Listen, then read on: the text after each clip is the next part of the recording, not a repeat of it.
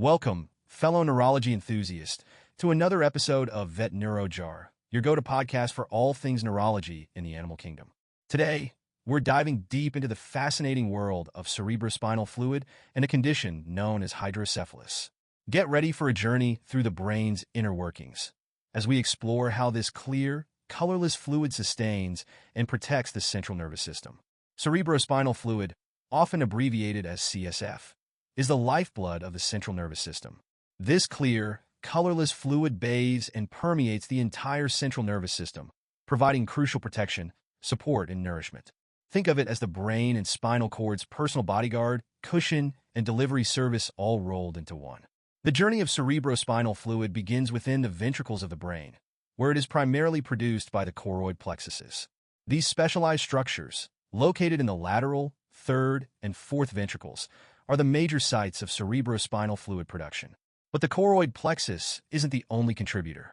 Small amounts of cerebrospinal fluid also originate from capillaries throughout the central nervous system and leptomeninges.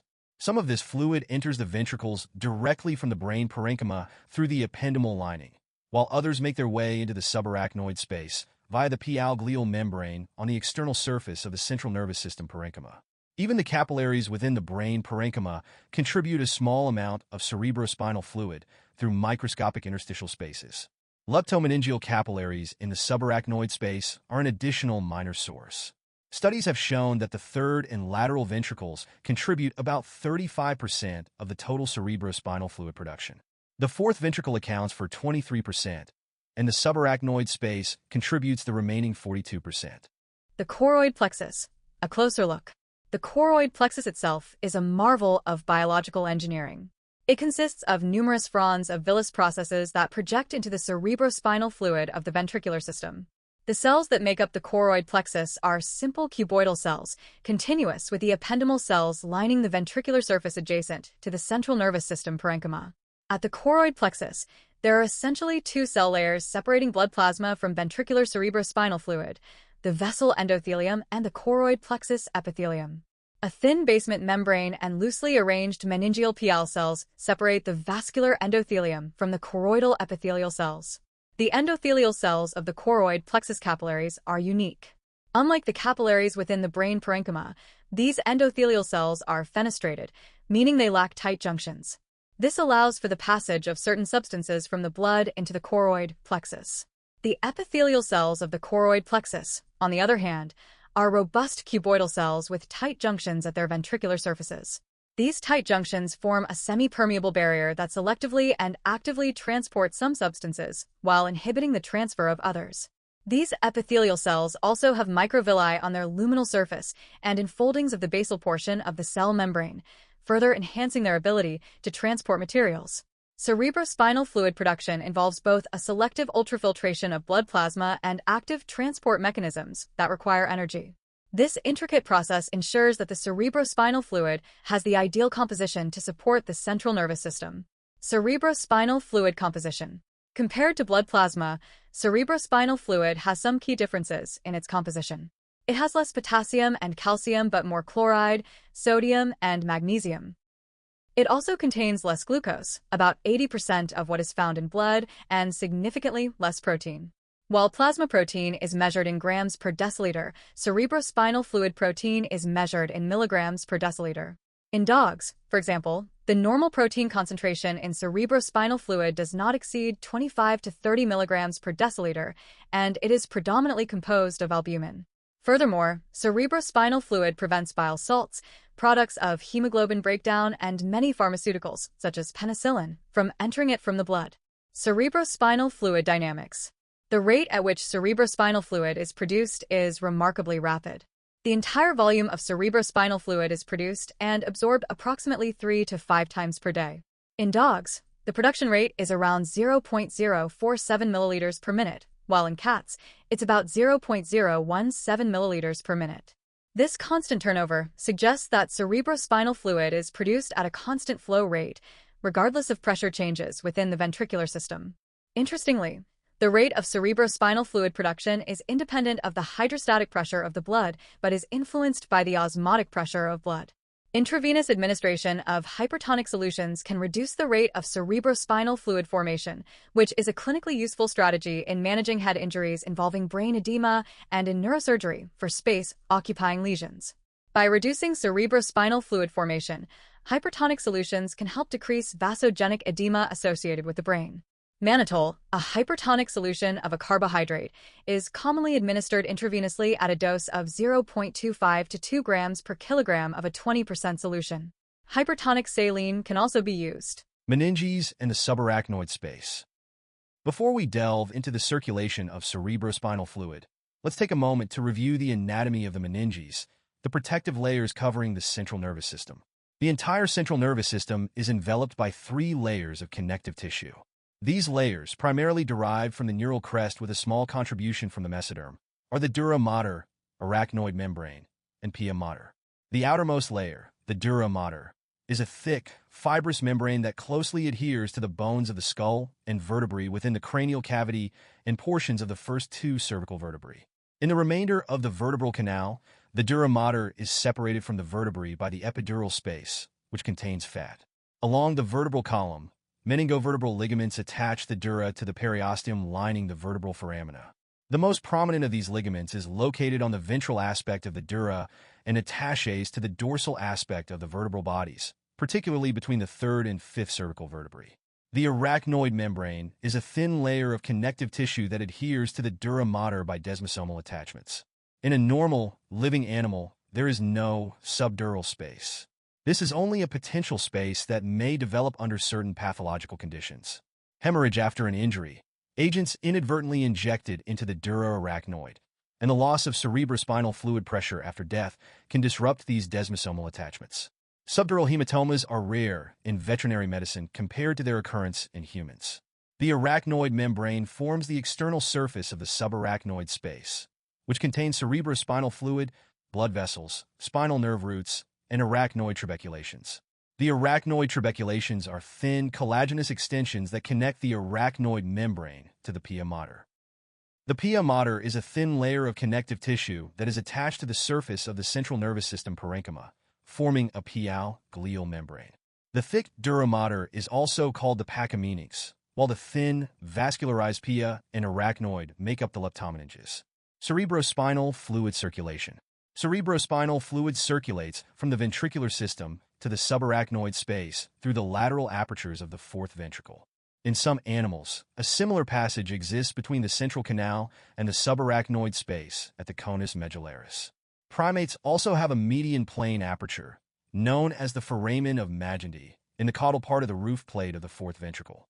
Much of the cerebrospinal fluid flows dorsally over the cerebellum, ventral to the tentorium, and then over the cerebrum, where it has access to the venous sinuses.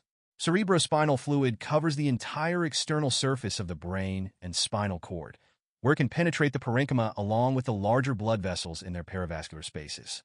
These perivascular spaces are extensions of the subarachnoid space, extending to the point where the pia mater merges with the adventitia of the blood vessel. Ultimately, cerebrospinal fluid has access to the very small interstitial spaces of the central nervous system parenchyma. Altered cerebrospinal fluid flow patterns along the spinal cord subarachnoid space can lead to syrinx formation. These flow pattern alterations may also contribute to the formation of a subarachnoid diverticulum.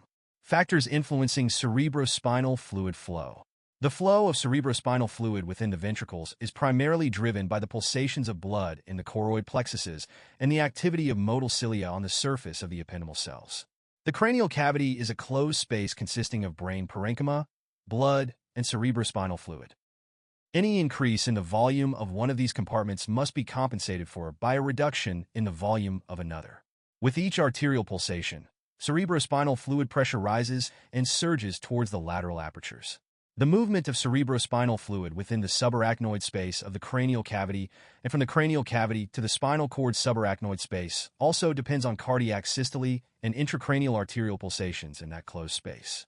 Interference with this flow at the foramen magnum may lead to the development of a syringohydromyelia. In relation to cardiac systole and diastole, cerebrospinal fluid may move cranially and caudally, but the caudal flow predominates. Clinical significance of cerebrospinal fluid flow. The close relationship among the three compartments of the closed cranial cavity and the continuity of the intracranial and intravertebral subarachnoid spaces become evident when cerebrospinal fluid pressure is monitored at the cerebellomedullary cistern during external jugular vein compression. This compression causes an immediate increase in intracranial blood volume, which requires more space. Cerebrospinal fluid volume is compressed and displaced through the foramen magnum, leading to an elevation in pressure in the spinal cord subarachnoid space. Similarly, cerebrospinal fluid pressure will rise and fall in synchrony with respirations, reflecting changes in thoracic venous pressure. These observations hold true whether the pressure is measured in the cerebellomedullary cistern or the lumbosacral subarachnoid space. If a space-occupying lesion, like a neoplasm or an abscess, compromises or attenuates the continuity of this cerebrospinal fluid-filled space along the spinal cord, cerebrospinal fluid pressure measured at the lumbosacral subarachnoid space will not be elevated when the external jugular veins are compressed. In humans, this is called the Queckenstedt or jugular compression maneuver. Clinically, the knowledge that compression of the external jugular veins results in increased cerebrospinal fluid pressure can be utilized when collecting cerebrospinal fluid. In instances where cerebrospinal fluid flows slowly, carefully compressing the external jugular veins may increase the flow of cerebrospinal fluid, allowing for more rapid collection. It is also important to elevate the head and neck of an animal undergoing intracranial or cervical spinal cord surgery using a specialized holding device rather than placing them on a padded surface to avoid compressing the external jugular veins. Ensuring a patent airway in patients with head injuries is crucial to prevent hypercapnia. Hypercapnia causes cerebral arterial vasodilation, increasing intracranial blood volume. By ensuring normal ventilation, dilation of cerebral blood vessels is prevented, which would otherwise contribute to an increase in intracranial pressure. Conversely, hyperventilation can reduce this effect by decreasing carbon dioxide in the blood. Intracranial compensation. When the intracranial space is compromised by developing lesions, the central nervous system can compensate through autoregulation. Autoregulation maintains adequate cerebral perfusion despite increased intracranial pressure by regulating intracranial blood flow through chemical, neurogenic, and myogenic mechanisms. This ensures a constant supply of oxygen and nutrition to the parenchyma.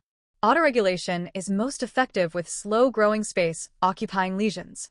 However, clinical signs occur when tissue demands exceed the autoregulation capabilities, leading to vasogenic and cytotoxic edema. Brain herniation. Uncontrolled increases in intracranial volume and pressure can force displacements of brain components, known as herniations.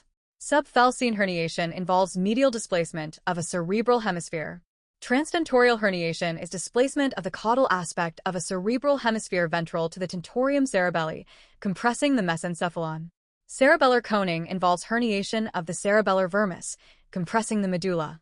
Cerebrospinal fluid absorption. The major site of cerebrospinal fluid absorption is at the arachnoid villi located in the venous sinuses or cerebral veins. Collections of these villi are known as arachnoid granulations. The arachnoid villus is a prolongation of the arachnoid membrane and subarachnoid space into the lumen of the venous sinus covered by the endothelium of the vessel wall. It acts as a one-way valve, permitting cerebrospinal fluid to flow into the sinus lumen when cerebrospinal fluid pressure exceeds venous pressure. When intravenous pressure exceeds cerebrospinal fluid pressure, these villi collapse, preventing blood from entering the subarachnoid space. Endothelial cells lining the arachnoid villi have transient transcellular channels for the passage of materials from cerebrospinal fluid into the venous system. Other sites of cerebrospinal fluid absorption include veins and lymphatics around spinal and cranial nerve roots. Cerebrospinal fluid can also pass through the cribriform lamina of the ethmoid bone, where it is absorbed or leaks into the nasal cavity, resulting in cerebrospinal rhinorrhea. A small amount of cerebrospinal fluid in the interstitial spaces of the parenchyma may be absorbed into parenchymal blood vessels. Cerebrospinal fluid is formed and absorbed throughout the ventricles and subarachnoid space. Its production rate is independent of intracranial pressure, making absorption the primary homeostatic mechanism for maintaining intracranial pressure. Fluid compartments and barriers. There are 3 extracellular fluid compartments in the cranial cavity associated with brain parenchyma: plasma, cerebrospinal fluid, and extracellular fluid. Exchanges among these compartments are critical for maintaining normal brain function. The blood-brain barrier exists between plasma and extracellular fluid at the level of the capillaries. This barrier consists of non-fenestrated, tightly joined endothelial cells surrounded by a thick basement membrane and astrocyte foot processes. The blood-brain barrier prevents therapeutic levels of penicillin from entering the parenchyma, but allows chloramphenicol and sulfonamides to reach antibacterial levels in extracellular fluid.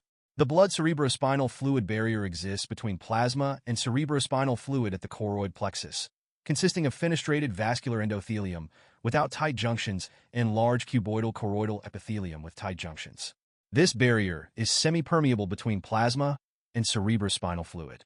No significant barrier exists between cerebrospinal fluid in the ventricles or subarachnoid space and the limited extracellular fluid in the interstitial spaces of the adjacent parenchyma. Ependymal cells lining the ventricles are thin squamous cells with incomplete intercellular junctions and no basement membrane. On the external surface of the central nervous system, the pia and astrocytic foot processes separated by a basement membrane form a permeable pial glial membrane. Functions of cerebrospinal fluid. Cerebrospinal fluid protects the central nervous system through physical support and modulation of pressure changes. It also helps regulate intracranial pressure in conjunction with cerebral blood flow. Cerebrospinal fluid serves as a source of nourishment, transporting metabolites and nutrients between blood and the central nervous system parenchyma. It also transports neuroendocrine cells and neurotransmitters within the parenchyma. Furthermore, cerebrospinal fluid maintains ionic balance necessary for neuronal function by acting as a chemical buffer. Clinical applications of cerebrospinal fluid. Cerebrospinal fluid analysis can provide valuable diagnostic information. Cerebrospinal fluid may be analyzed for its cellular and chemical constituents, antibodies, and infectious agents. It can also be used in neuroradiographic procedures to demonstrate the shape of the cerebrospinal fluid containing ventricles or subarachnoid space, and to reveal changes caused by disease. Cerebrospinal fluid collection technique. In dogs and cats, the most reliable source of cerebrospinal fluid is at the cerebellomedullary cistern.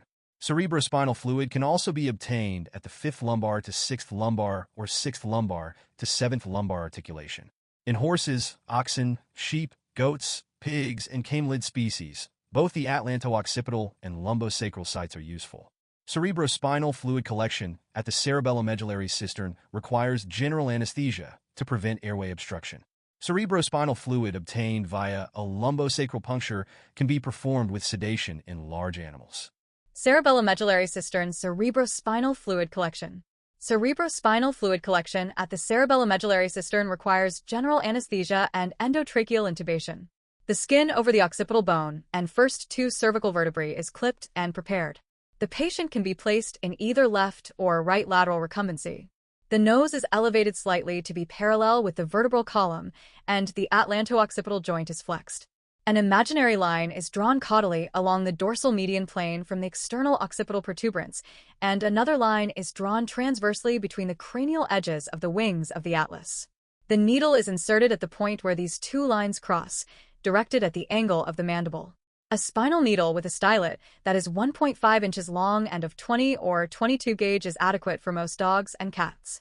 A 3.5-inch needle may be necessary for larger dogs. The needle is inserted through the skin and underlying fascia and muscle, directed toward the angle of the mandible. The stylet is removed, and the hub of the needle is observed for fluid. Once cerebrospinal fluid is visualized, the needle is no longer advanced. If bone is struck, the needle can be walked either cranially off the atlas or caudally off the occipital bone. In small patients, a 21-gauge butterfly needle is used.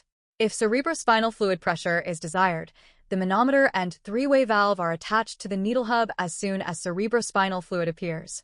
A sterile syringe may be used to aspirate 1 to 2 milliliters from the needle hub without attaching the syringe to the needle hub. Pressure can be carefully applied to both external jugular veins to assist the flow of cerebrospinal fluid.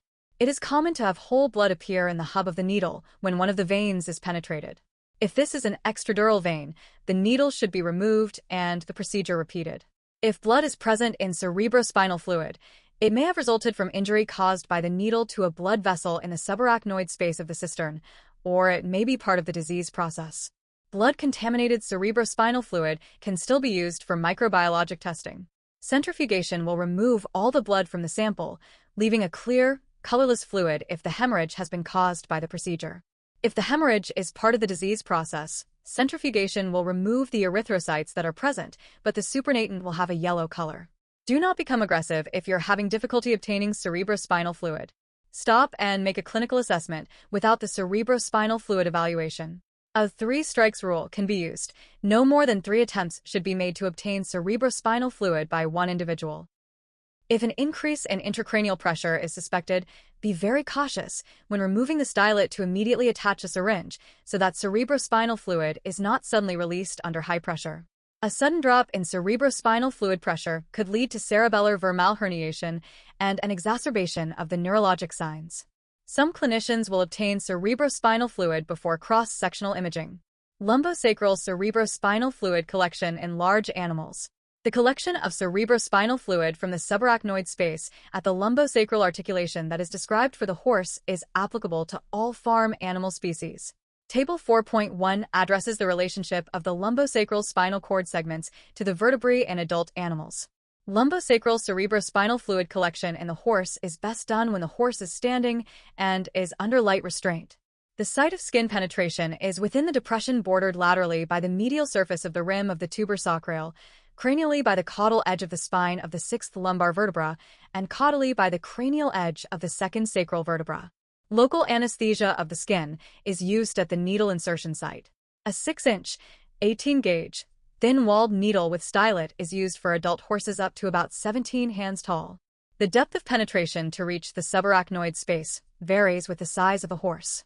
A slight loss of resistance may occur when the needle penetrates the yellow ligament and enters the epidural space.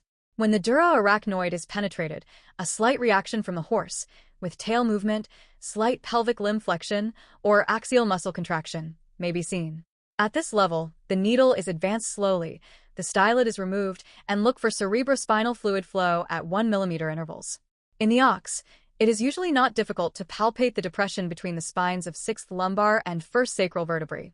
A 3.5-inch 20-gauge spinal needle with stylet is adequate for most adult cattle. Be cautious in your interpretation of the results of cerebrospinal fluid examination. Abnormalities in cerebrospinal fluid often occur but rarely provide a definitive diagnosis alone. Be careful of overinterpreting abnormalities in cerebrospinal fluid that is contaminated by blood during the procedure to obtain the cerebrospinal fluid. Normal cerebrospinal fluid protein rarely exceeds 20 mg per deciliter in cats, 25 to 30 mg per deciliter in dogs, 40 mg per deciliter in cattle, and 80 mg per deciliter in horses. Cerebrospinal fluid is evaluated most commonly in patients in which magnetic resonance imaging suggests inflammation. Myelography. At present, myelography is rarely performed now that magnetic resonance imaging is readily available. Myelography may be performed by injecting contrast at the cerebellomedullary cistern or at a subarachnoid site between 2 lumbar vertebrae. Iohexol is the contrast agent used most commonly at either site. It is imperative that higher osmolarity iodinated contrast media not be used because the increased osmolarity has deleterious effects. In horses, cerebrospinal fluid is removed and replaced by the recommended dose and concentration of the contrast agent for the size of the patient. Lumbar myelograms are performed in the average-sized dog between the 5th lumbar and 6th lumbar vertebrae, where the conus medullaris is located. After the site is clipped and aseptically prepared, the needle is inserted on the median plane between the palpable lumbar vertebral spines. Occasionally, a seizure will occur in the immediate post-anesthesia period. In T2 weighted magnetic resonance imaging, cerebrospinal fluid appears hyperintense relative to the spinal cord parenchyma, which mimics what is seen on a myelogram. Myelography may be combined with computed tomography if necessary. Lesions are classified according to 3 locations: extradural, intradural extraparenchymal, or intraparenchymal. Extradural lesions are in the epidural space and compress the spinal cord. Examples include intervertebral disc protrusions, discus spondylitis, primary or metastatic neoplasms of the vertebrae, and epidural hemorrhages or abscesses. Intradural extraparenchymal lesions are in the subarachnoid space and may block the flow of contrast in cerebrospinal fluid. Common lesions are nerve sheath neoplasms and meningiomas. Intraparenchymal lesions develop within the parenchyma of the spinal cord. Examples include primary neuroectodermal neoplasms, metastatic neoplasms, and granulomatous inflammations. Hydrocephalus. Hydrocephalus involves the accumulation of excessive amounts of cerebrospinal fluid in the brain or cranial cavity. The correct definition of hydrocephalus is any increase in the volume of cerebrospinal fluid. The two major categories of hydrocephalus are compensatory hydrocephalus and obstructive hydrocephalus. Compensatory hydrocephalus occurs when a disease process causes the loss of parenchyma, and cerebrospinal fluid volume increases to take up the space. The clinical signs relate to the primary disease process that has resulted in the loss of parenchyma. Examples include in utero viral infections and cerebrocortical necrosis. These are all examples of normotensive communicating compensatory hydrocephalus. Obstructive hydrocephalus is caused by an obstruction to the flow or absorption of cerebrospinal fluid, which causes cerebrospinal fluid pressure to increase and the ventricular system to expand. The lateral ventricles are most susceptible to this expansion. Obstructive hydrocephalus may be acquired or developmental. Acquired obstructive hydrocephalus may result from neoplasia or inflammations that involve the ependymma. Developmental obstructive hydrocephalus is associated with malformations that interfere with the flow or absorption of cerebrospinal fluid. Small animal breeds at risk include Chihuahua, Maltese, and Pomeranian dogs. The most common malformation involves stenosis of the mesencephalic aqueduct, which produces a hypertensive, non-communicating hydrocephalus. Signalment, history, and clinical signs. Although developmental obstructive hydrocephalus occurs sporadically in all breeds of dogs, a much higher incidence is seen in toy and brachycephalic breeds. Most clinical signs are observed by 3 months of age. The most common clinical signs observed are prosencephalic in origin. Prosencephalic signs include seizures and abnormal behavior. Mild changes in behavior may be appreciated only by the owner. Progressive loss of the animal's sensorium or its level of consciousness or response is described with the following terms: depression, lethargy, obtundation, semicoma, and coma. Head and neck turning to one side and propulsive pacing and circling are commonly associated with frontoparietal lobe or rostral thalamic disorders. Seizures or behavioral changes may be the only clinical signs present in a prosencephalic disorder, and neurologic examination results may be normal. In a neurologic examination of the patient, only 3 tested responses may be abnormal in the presence of prosencephalic disorders. If the lesion is confined to the prosencephalon without enough pressure on the caudal brainstem or cerebellum to result in clinical signs, the gait is normal on a level surface. Postural reactions are often abnormal. Visual perception tested by the Meninges response is depressed or absent, with no abnormality in the size of the pupils or their reaction to a bright light. Nociception tested on the surface of the body is depressed, especially when evaluated on the mucosa of the nasal septum. Dogs with developmental obstructive hydrocephalus most commonly exhibit change in behavior or loss of sensorium. Loss of vision is common because of the compromise of the optic radiation in the centrum semiovalli and the occipital cortex. The cranial cavities may be so enlarged that the skulls of these dogs and cats may have a dome shape, and a palpable molera may be present. Some dogs with enlarged cranial cavities have orbits with abnormal shapes, causing the eyes in some head positions to deviate ventrally and slightly laterally. Occasionally, sudden exacerbations of clinical signs occur in these dogs. This may be a result of episodes of bleeding into the expanded ventricle. Differential diagnosis. The disorder that is most common at this age and that causes similar prosencephalic signs is hepatic encephalopathy associated with portosystemic shunts. Infectious diseases and inherited storage diseases are other considerations. Diagnosis. Numerous ancillary procedures may be used to confirm the diagnosis of enlarged lateral ventricles. Both computed tomography and magnetic resonance imaging readily demonstrate such lesions. Magnetic resonance imaging is the most accurate means of defining all components of the intracranial cerebrospinal fluid compartments, and it also allows the clinician to evaluate the spinal cord for syringohydromyelia. Ultrasonography may be used for probing through a molera. A lateral radiograph may show loss of the cerebral gyral pattern, a diffuse homogeneous appearance in which the lateral ventricle is enlarged and filled with cerebrospinal fluid, and a flattened appearance of the cribriform lamina. Treatment. If severe developmental obstructive hydrocephalus is diagnosed in a recently obtained puppy or kitten that has debilitating neurologic signs, euthanasia is advisable. Although low levels of corticosteroids and carbonic anhydrase inhibitors may decrease the rate of production of cerebrospinal fluid, the most effective treatment may be surgical. A specialized catheter, ventriculoperitoneal shunt, may readily be placed in the lateral ventricle and tunneled subcutaneously to the abdomen, where it is inserted into the peritoneal cavity. In general, a ventriculoperitoneal shunt system that has an adjustable valve is recommended. The surgical outcome is usually good, but is not a cure for all cases, and it requires lifelong maintenance of the shunt. That concludes our exploration of cerebrospinal fluid and hydrocephalus. Remember, early detection and appropriate management are key to improving the quality of life for our animal companions affected by this condition. From Vet NeuroJar, keep those minds inspired, hearts light, and tails wagging.